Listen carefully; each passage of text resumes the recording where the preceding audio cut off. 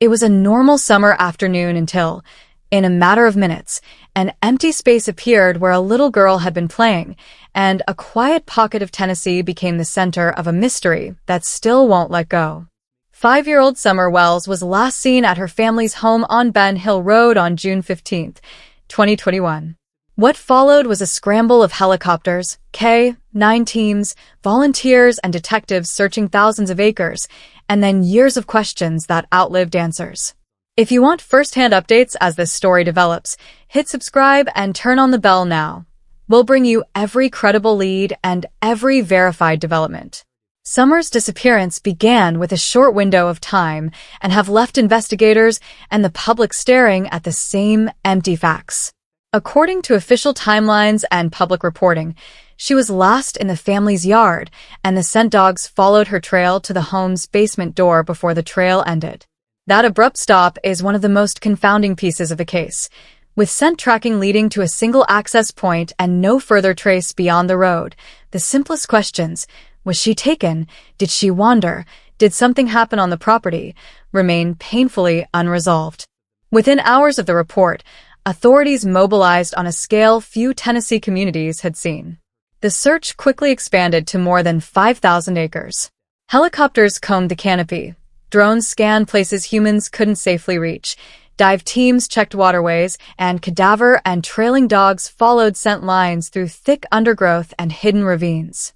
Volunteers, neighbors, family friends, and people drawn from surrounding counties formed human chains, beat by beat covering the most inaccessible hollows. That level of manpower and technology is rarely deployed without cause. Yet despite the scale, searchers turned up no physical evidence, no clothing, no broken brush that could indicate a struggle, no abandoned toy, no footprints leading away from the home. The path of scent dogs matters here.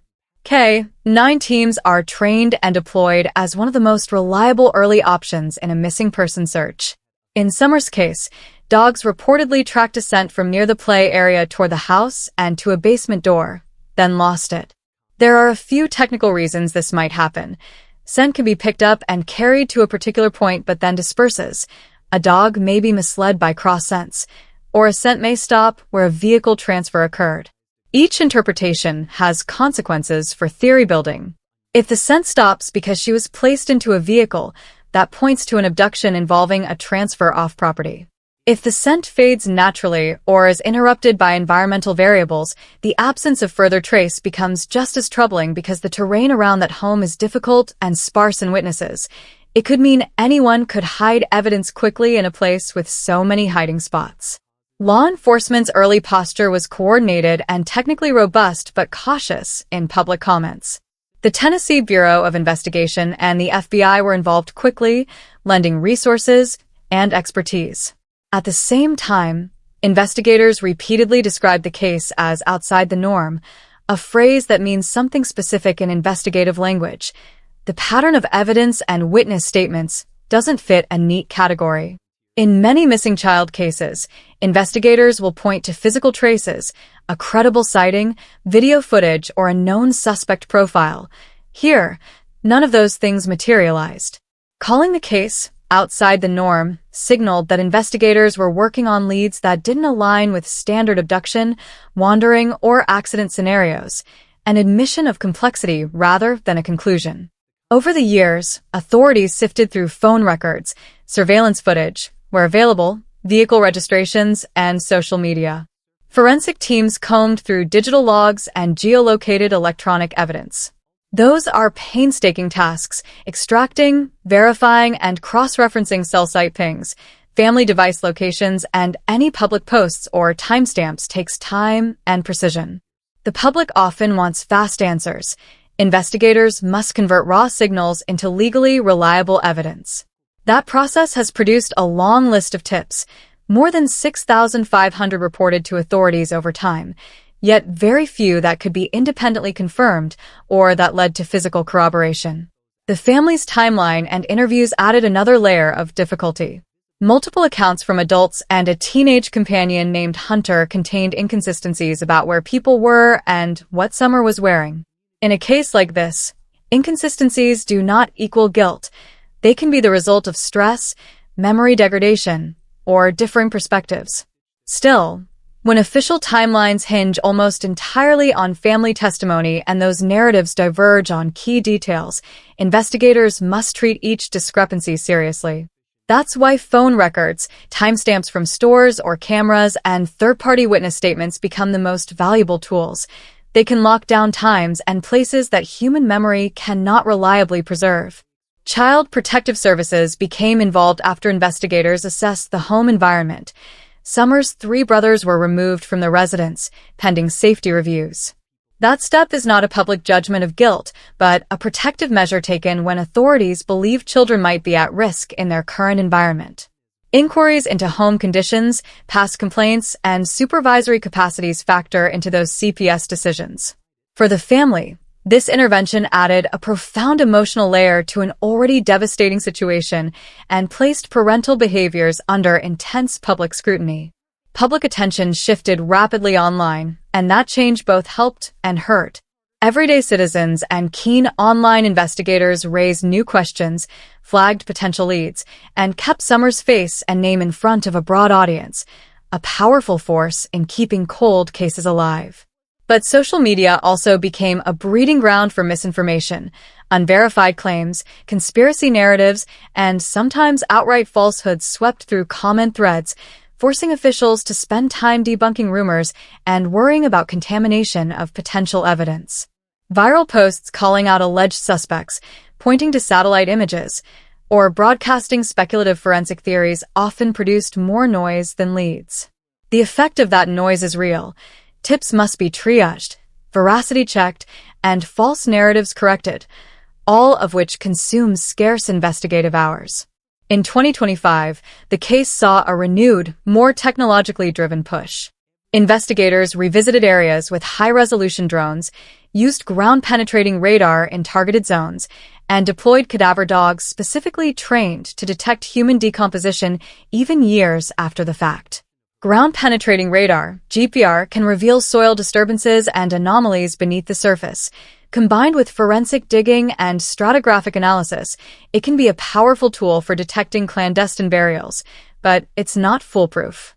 Soil type, depth, and environmental changes such as recent landscaping or buried debris can produce false positives or mask signals. Cadaver dogs provide biological detection but must be used carefully to avoid cross-contamination and to ensure any find is processed under legal chain of custody rules. Authorities also released an age progression image to help freshen awareness and produce new leads. Those images, created by forensic artists or software, are helpful when cases run long because they give the public a visual to anchor memory, what a missing child might look like years later. They also carry emotional weight. Seeing a grown projection of someone who should be a child can galvanize public interest and expand the search audience, which in past cases has produced useful tips. But age progression is not evidence. It is a tool to generate inquiries that must then be verified. Throughout the investigation, misinformation spread fast. From fake documents to misattributed photos and doctored timestamps, investigators repeatedly had to correct the record.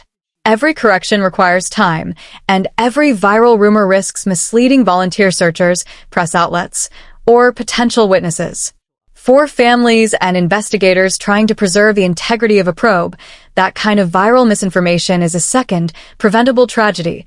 It wastes resources, re-traumatizes loved ones, and sometimes causes genuine witnesses to withdraw for fear of public exposure. Where does that leave us now? The case remains open and active. Renewed technology and fresh tips have created pockets of hope, yet none have produced the single piece of physical evidence that would answer the central question: what happened to Summer Wells? The lack of confirmed forensic traces after an enormous search is rare and painful. It forces investigators to keep re-examining assumptions and to pursue less conventional leads. There are practical takeaways from the last 4 years of effort here. First, huge searches matter. They mobilize community resources and expert teams and create momentum. But in dense rural terrain, search success depends on timing, weather, and what is left behind at the scene. Second, forensic and digital corroboration are the bedrock of moving from suspicion to prosecution. Verbal statements drive leads. Physical evidence builds cases. Third, the public's role must be disciplined. Share verifiable details with authorities, but avoid amplifying unconfirmed claims that can derail investigations. Finally, justice in a case like this moves painfully slowly because the standards for action, warrants, forensic validation, legal thresholds for arrests and charges are high for a reason. If you have credible information that can be verified, an image with a timestamp, a vehicle sighting with time and place, a memory you did not report before, pass it to the investigating agency. Avoid turning social platforms into courtrooms. Rumors and accusations can destroy lives and jeopardize real leads. For those of us covering the story, the duty is to stay precise, report what's confirmed, label what's unverified, and resist the seduction of speculation. Summer Wells' case is a reminder of how fragile certainty is and how costly its absence can be. The community on Ben Hill Road, the family, the investigators, and the thousands who have watched and helped, they all live in the same unresolved space. But unfinished work remains possible. New technology, renewed attention, and disciplined public cooperation can still produce answers. Until then, the priority is to protect the integrity of the investigation, to hold pressure on credible leads, and to honor the reality that a missing child deserves more than theories. She deserves a search that ends with the truth.